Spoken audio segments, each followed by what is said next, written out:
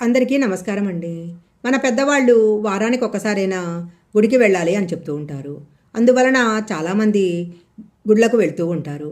అయితే గుడి నుంచి తిరిగి వచ్చేటప్పుడు తెలియక చేసే కొన్ని పొరపాట్ల వలన అనేక చెడు ఫలితాలు కలిగే అవకాశం ఉంటుంది. ఇలాంటి పొరపాట్లు చేయటం వలన గుడికి వెళ్ళటం వలన కలిగే పుణ్యానికి బదులు అనేక చెడు ఫలితాలు కలిగే అవకాశం ఉంటుంది. గుడికి వెళ్ళి తిరిగి వచ్చేటప్పుడు ఏ పొరపాట్లు చేయకూడదో ఇప్పుడు మనం ఈ వీడియోలో తెలుసుకుందాము. ముందుగా ఒక చిన్న రిక్వెస్ట్ అండి. మీరు గనక మొదటిసారి మా ఛానల్ చూస్తున్నట్లయితే వెంటనే సబ్స్క్రైబ్ చేసుకోండి.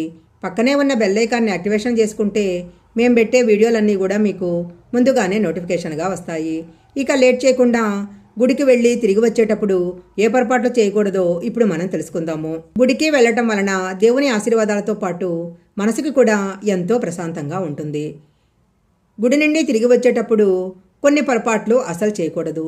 చాలామంది గుడిలో దర్శనమైన తర్వాత గుడిలో కూర్చోకుండా వెంటనే హడావుడిగా వచ్చేస్తూ ఉంటారు. అయితే అలా ఎప్పుడూ చేయకూడదు. గుడిలో దేవుడి దర్శనం అయిన తర్వాత తప్పకుండా కొద్దిసేపైనా కూర్చొని ఆ తర్వాతనే ఇంటికి రావాలి. గుడి నుంచి ఇంటికి తిరిగి వచ్చిన వెంటనే చాలామంది కాళ్ళు కడుక్కుంటూ ఉంటారు. అయితే గుడి నుంచి ఇంటికి వచ్చిన వెంటనే కాళ్ళు కడుక్కోకూడదు. 1 నిమిషం పాటు ఇంటి లోపల కూర్చోవాలి. తర్వాత ఇంట్లోని అన్ని గదుల్లోకి వెళ్ళాలి. ఆలయ స్వచ్ఛతను ఇంటిలోని అన్ని భాగాలకు విస్తరించిన తర్వాత మాత్రమే కాళ్ళు కడుక్కోవాలి.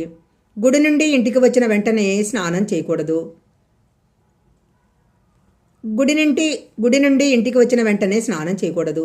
ఎందుకంటే ఆలయంలో ప్రవేశించగానే పాజిటివ్ ఎనర్జీ మన శరీరంలో చేరుతుంది.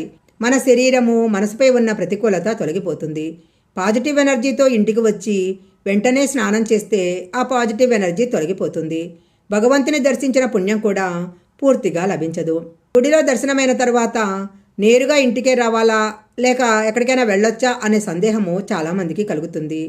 అయితే మనం ప్రత్యేకంగా దేవుడిని దర్శించుకోవటానికి ఇంటి నుంచి గుడికి వెళ్తే మాత్రము దర్శనం తర్వాత నేరుగా ఇంటికే రావాలి. ఇదే మనం ఏదైనా పని కోసం బయటికి వెళ్తున్నప్పుడు మధ్యలో గుడి కనిపిస్తే అనుకోకుండా గుడికి వెళ్తే మాత్రము దర్శనం అయిన తర్వాత ఇంటికి రావాలన్న నియమమేమీ లేదు. దేవాలయంలో ఇచ్చిన ప్రసాదాన్ని చాలామంది ఇంటికి వచ్చే దారిలో తింటూ ఉంటారు. అయితే అలా చేయకూడదు. దేవాలయంలో ఇచ్చిన ప్రసాదాన్ని గుడిలోనే తినాలి. గుడిలో మీరు కోరుకున్న కోరికలు నెరవేరాలంటే పూజారి గారు పెట్టే శటగోప్యాన్ని తప్పకుండా తీసుకోవాలి. అలా శటగోప్యం పెట్టేటప్పుడు మన మనసులో ఉన్న కోరికను కోరుకున్నట్లయితే ఖచ్చితంగా త్వరలోనే కోరికలు నెరవేరుతాయి. చాలామంది గుడికి వెళ్ళినప్పుడు ప్రదక్షిణాలు చేస్తూ ఉంటారు. కొంతమంది 3 ప్రదక్షిణాలు చేస్తే మరి కొంతమంది 5 ప్రదక్షిణాలు చేస్తారు. ఇలా ఎవరికి ఇష్టం వచ్చినట్లు వారు ప్రదక్షిణాలు చేస్తూ ఉంటారు. గుడి చుట్టూ ఎన్ని ప్రదక్షిణాలు చేయాలి, ఎన్ని ప్రదక్షిణాలు చేస్తే మనం కోరుకున్న కోరికలు నెరవేరడంతో పాటు దైవానుగ్రహం కలుగుతుందో ఇప్పుడు తెలుసుకుందాము. మనము గుడిలోకి ప్రవేశించగానే మొదట ధ్వజస్తంభం చుట్టూ ప్రదక్షిణం చేసిన తర్వాతనే దైవ దర్శనం చేసుకోవాలి. ఆంజనేయ స్వామికి ఇష్టమైన సంఖ్య 5. అందువలన ఆంజనేయ స్వామి దేవాలయంలో కనీసము 5 ప్రదక్షిణాలు చేయాలి. హనుమంతుడి ఆలయంలో 5 ప్రదక్షిణాలు చేసినట్లయితే భయము, పీడకలలు, దీర్ఘకాలిక అనారోగ్య సమస్యలు తొలగిపోతాయి. ఏదైనా తీరని సమస్యలతో బాధపడుతుంటే 11 తమలపాకుల పైన శ్రీరామ అని రాసి ఆంజనేయ స్వామి ఆలయంలో సమర్పించాలి. ఇలా చేసినట్లయితే మీ సమస్యలన్నీ కూడా త్వరలో తీరిపోతాయి. సాయిబాబా ఆలయంలో 5 లేదా 9 ప్రదక్షిణాలు చేయాలి.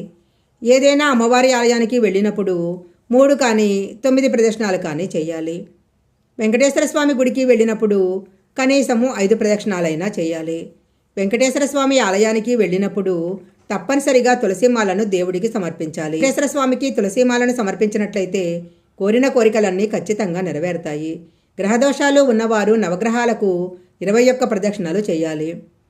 జన్మజన్మల పాపాలు తొలగిపోవాలంటే ఏదైనా దేవాలయంలో కనీసము 108 ప్రదక్షిణాలు చేయాలి. ప్రదక్షిణాలు చేసేటప్పుడు ఓంకారం జపిస్తూ గర్భగుడిలో ప్రదక్షిణాలు చేయాలి. ఇలా చేయటం వల్ల మనం కోరుకున్న కోరికలన్నీ నెరవేరుతాయి. మీ మీద నరదృష్టి పడకుండా ఉండాలంటే మీరు ఏదైనా గుడికి వెళ్ళేటప్పుడు 5 నిమ్మకాయలు తీసుకొని వెళ్ళి దేవుని పాదాల దగ్గర ఉంచి పూజ చేయించాలి. తర్వాత ఆ నిమ్మకాయలను తీసుకొచ్చి ఇంటి ప్రధాన ద్వారానికి కట్టాలి. అప్పుడు ఇంటి మీద ఉన్న నరదృష్టి తొలగిపోతుంది. ఇంట్లో ఎలాంటి సమస్యలు రాకుండా ఉంటాయి. కుటుంబ సభ్యులు ఎవరైనా అనారోగ్య సమస్యలతో బాధపడుతున్నట్లయితే హనుమంతుడి ఆలయంలో ఆవ నూనెతో అఖండ జ్యోతి వెలిగించాలి. ఈ పరిహారాన్ని వరుసగా 5 మంగళవారాలు చేసినట్లయితే తప్పకుండా అనారోగ్య సమస్యలు తొలగిపోతాయి. ఈ వీడియోలో చెప్పిన విధంగా గుడి నుంచి ఇంటికి వచ్చేటప్పుడు ఈ పొరపాట్లు కనుక చేయకుండా ఉన్నట్లయితే దేవాలయానికి వెళ్ళి దేవుని దర్శనం చేసుకున్న పుణ్యం తప్పకుండా లభిస్తుంది. ఈ వీడియో కనుక మీకు నచ్చినట్లయితే లైక్ చేయండి, షేర్ చేయండి. ఇలాంటి మరిన్ని వీడియోల కోసం మా ఛానల్ సబ్స్క్రైబ్ చేసుకోండి. పక్కనే ఉన్న బెల్ ఐకాన్ని యాక్టివేషన్ చేసుకుంటే మేము పెట్టే వీడియోలన్నీ కూడా మీకు ముందుగానే నోటిఫికేషన్గా వస్తాయి. మరొక మంచి వీడియోతో మళ్ళీ కలుసుకుందాం.